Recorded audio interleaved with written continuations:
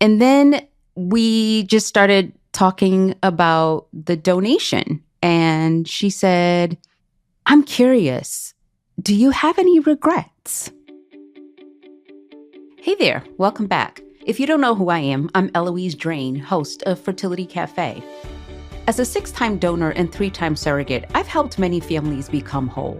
But only once have I had the opportunity to meet with one of the children born from my multiple egg donation cycles. In this episode, I share what the experience of meeting my egg donor baby was like, what she shared with me about how she feels about being born of assisted reproduction, and what donors need to think about long-term before making the decision to donate. For privacy reasons, we will call her Angel on the show, but that is not her real name. So let's get started.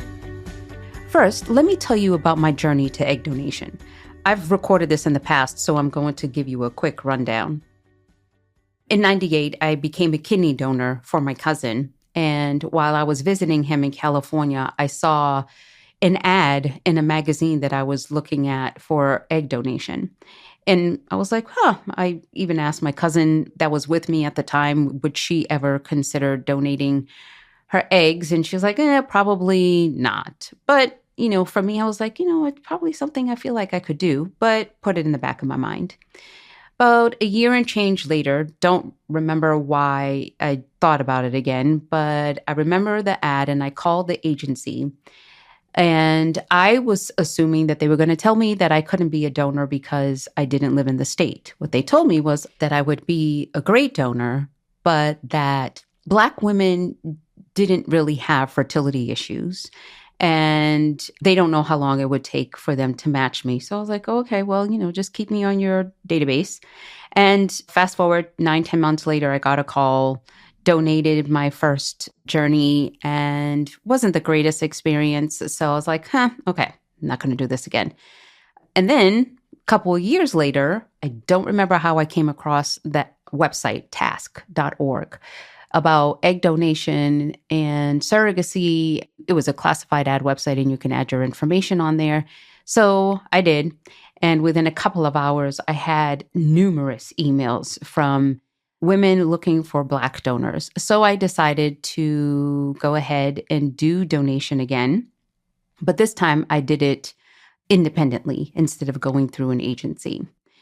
And I got to choose who I wanted to donate for. And out of the 6 donations, Angel, her parents were one of the intended parents that I assisted. And I had received an email from them that they were looking for a donor. They liked my profile. Am I available? And intended mother and I got on the phone and we started talking. And of course, they needed a donor. And so they pretty much asked me if I would donate. And I said yes. And they did a donation up north. And I traveled there and did the donation. Obviously, they had the embryos. And I believe on the first attempt, they got pregnant with their daughter. So one thing that we had said during the donation, and this was obviously an open donation, they were with me actually every day that I was in the Northeast doing my donation, the parents. They traveled out of state as well. So both of us were out of state and they stayed with me the whole time. And we got to hang out for however many days it was and got to know each other. And we decided that, definitely wanted to stay in touch, definitely wanted to keep, in contact. And we did. All these years later, we did. And the intended mother would send me pictures of their daughter over the years. And we actually met in like a state or whatever. And we had our kids at the time. My children were young. Their daughter was a baby. And the kids met up and we were at a beach and everybody was hanging out and all of that. And of course, they got to meet my husband and it was great. But again, like I said, we kept in touch. And then end of last year, I got an email from the intended mother and she wanted to know if I would be willing to now meet their daughter, who is now 17. And I said, sure, of course, absolutely. And we were trying to coordinate the times and everything else, and it just never really worked out. So then spring of 22, they reached out again and asked if we could try to get together. And I was like, absolutely, yes. We coordinated it and the times and all of that. And they came to meet me in Atlanta. And when I first got the call about, do you want to meet or whatever, years ago, I would think about, how would I ever feel about, meeting my egg donor babies? And I just never was worried or concerned or anything, because all along I've been open and truthful with the people I care about and the people that love me and I love and my family and all of that. I was open and truthful about what I've done, and not to say that what I did was a bad thing. It's just my history. So when this call came, the feeling that I was expecting was actually the feeling that I did feel of just, okay, I'm excited. I'm anxious to want to do this and anxious to actually meet her. I wasn't nervous. I wasn't afraid. I wasn't any of those things. I was just so excited. So we come up to the date that we're going to meet, and I met them at a hotel. And when I walked in, the intended parents were waiting in the lobby for me, and Angel had ran upstairs to the room real quick. So we had a chance to kind of just catch up and talk. And it was great catching up with them. It was great seeing them. And then Angel came downstairs, and my heart just melted, because I had love for her, not like love though for my children. And I don't know how to necessarily put this into words, people, so just kind of like bear with me for a second. But I felt awe, really, truly, that I got to be a part of the love, and just the love that I saw from these parents for their daughter, and knowing that I had a part of that. It was just kind of the feeling that I had when I gave my cousin a kidney, and really what propelled me to want to become a donor, because I truly did think that I was going to get that same feeling. And this spring, I got that feeling again. And I was just like, oh my God, I cannot believe I had the opportunity to be able to do this. So, and the funny thing is, she looks a lot like me. She definitely has some features that are similar to mine. I was actually laughing like, oh my goodness, you definitely, have some resemblance for sure. And we laughed about it and, talked about it and all of that. And she was definitely shy at first as well. And, her parents were there, and, it was just the superficial conversations of school and how things are going and what she's planning on doing for college, and, and what her long-term goals are. And then her parents decided to give us some time to just talk amongst ourselves. And so they left, and it was her and I. And I told her, I said, I'm here. You can ask me any question you want. There's nothing off of the table. And so she asked me about my kids and what they're like. She asked me what I do. And I think she already knew kind of like what I did, but she wanted more detail and what I like, what I dislike, what we both have in common. We are both lovers of shoes and bags.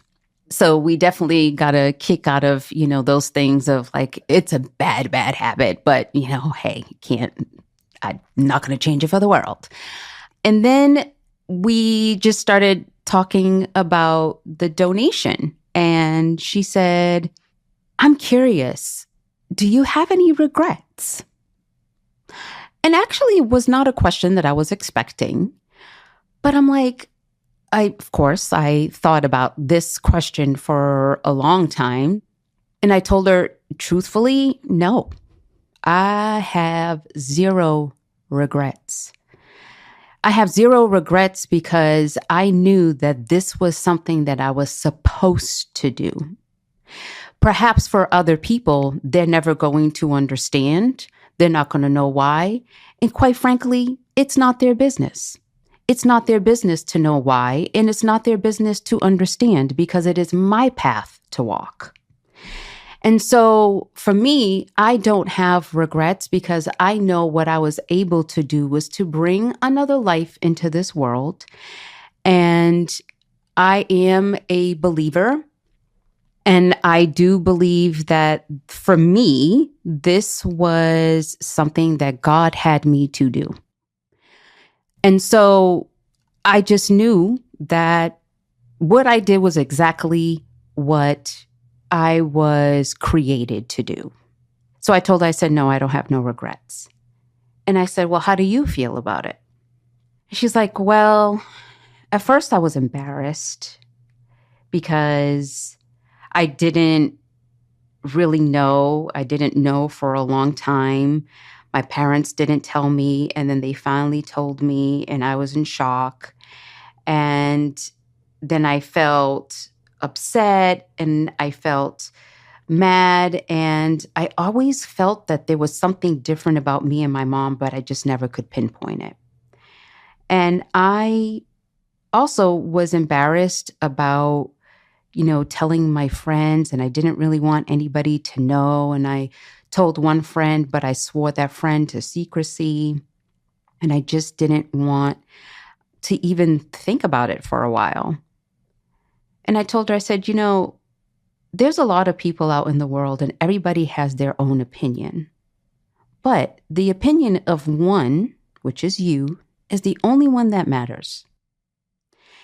And you were created out of pure love.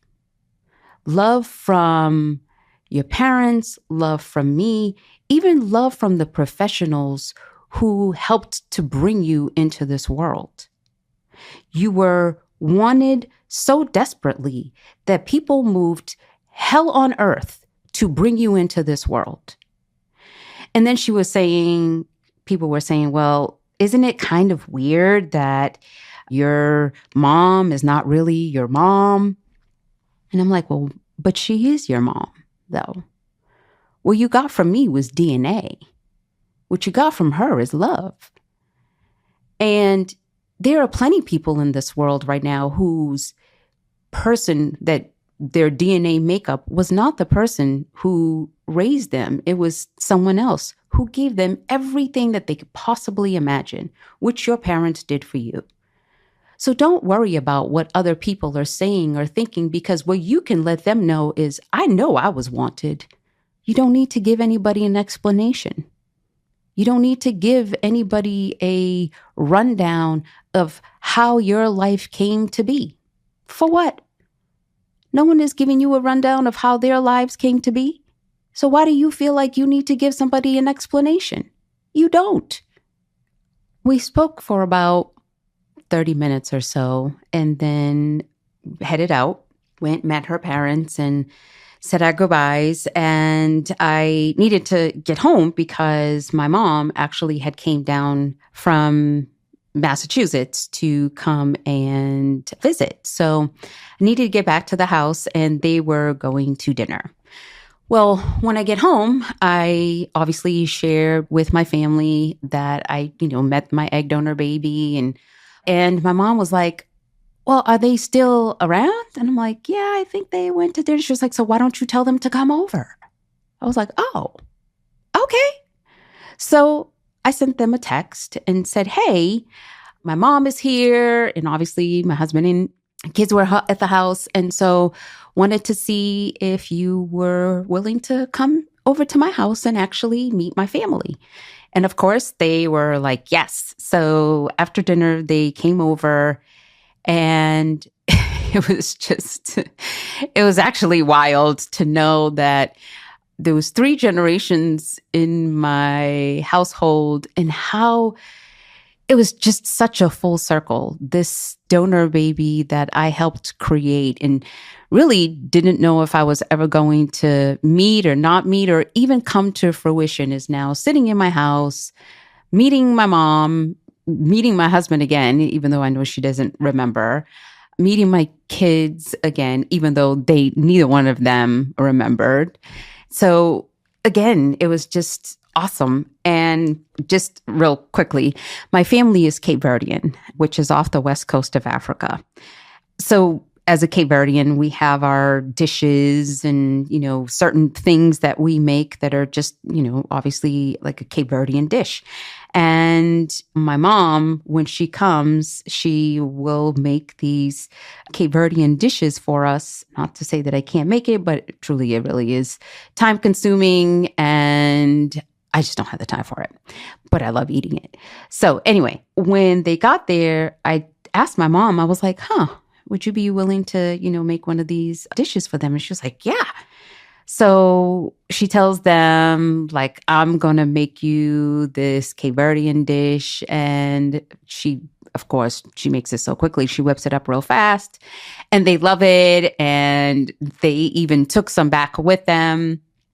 And it was great for my mom to meet them and meet her. And she, asked my mom questions. And again, it was awesome. Of course, we took pictures and all kinds of stuff and definitely will be planning on continuing a long-term relationship. Angel has my cell number. And of course, I have hers. And she's texted me since we've saw each other and, here and there. And I, will randomly text her and just see how she's doing. It was just amazing. And realizing the importance of what it really means to become an egg donor, meeting this child. Not that was lost on me before, but it just kind of reiterated to me the importance of what it means when we raise our hands and say that we're willing to be egg donors and we're willing to be surrogates and we're willing to be sperm donors and even embryo donors. And for women who are considering becoming egg donors and sperm donors, actually, I would say that you really do need to think long and hard, like remove the money, remove the feeling of how it's going to feel great afterwards and all of the things, and think long and hard, long term, 17 years, 25 years, 30 years from now. You donated and your now donated child is knocking on your door and what your response is going to be. And if your response can't be excitement, then do you really want to be a donor for the right reasons? And who am I to tell you what your right reasons are and why you should and should not be an egg donor if your reason is solely for the monetary gain, or if it's solely for the feeling, as mine was, not necessarily for the monetary gain, because what you have to go through for what I had received was definitely not worth it. But the outcome was for sure. And that's what you need to remember. Are you okay with whatever the outcome is? And then you have to remember the outcome at the end will potentially be a human being who has every right to know what they are made up of. Now, their parents will help make up who they are for sure, but you will also have a makeup to them with their DNA. And we need to kind of be responsible in that decision. Thank you so much for listening. I hope my story has shed some light on some of the unexpected factors you may want to consider, either as a potential donor or as an intended parent. If you found this episode helpful, please rate Fertility Cafe on your favorite listening platform and share this episode with anyone you think could benefit from hearing my story. Until next time, remember, love has no limits. Neither should parenthood.